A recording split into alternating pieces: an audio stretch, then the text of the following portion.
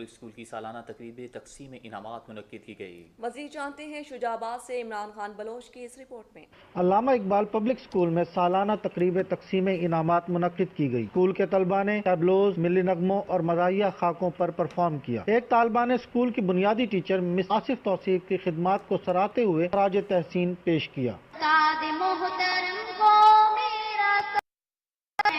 تقریب سے خطاب کرتے ہوئے اسکول کے ڈائریکٹر میاں الطاف بودلہ نے کہا کہ گزشتہ 37 برسوں میں شجاع آباد جیسے پسماندہ شہر میں ہم نے اس ادارے کے ذریعے اپنے طلبہ اور طالبات کو باوقار طریقے سے جینے کا ہنر سکھایا، جس کی بنا پر آج وہ ہزاروں کی تعداد میں CSP officers, doctors, engineers, bank officers اور ایجوکیٹرز کی شکل میں اس دھرتی کو آگے لے جانے میں اپنا کردار بخوبی ادا کر رہے ہیں۔ یہ طلبہ ہماری محنت، لگن اور خلوص کو ثابت کرتے ہیں۔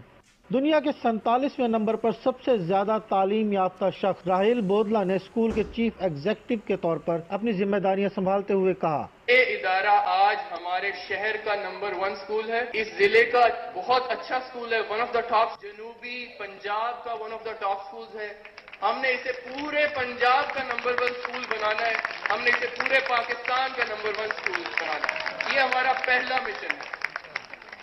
تقریب کے اختتام پر میاں الطاف بودلہ اور راہیل بودلہ نے مس آصف توصیف، اعجاز ملک، راؤ آصف، سیف الرحمان، مس خدیجہ رونق، بلال، شائستہ ریاض، طارق علی کو بہترین اساتذہ کا ایوارڈ دیا۔ مس آصف توصیف کا ایوارڈ ان کے بھتیجے نے وصول کیا۔ ہر کلاس میں پوزیشن حاصل کرنے والے طلبہ و طالبات میں بھی شیلڈز اور انعامات تقسیم کیے گئے۔ کیمرہ ٹیم کے ساتھ عمران خان بلوچ، رائل نیوز، شجاع آباد۔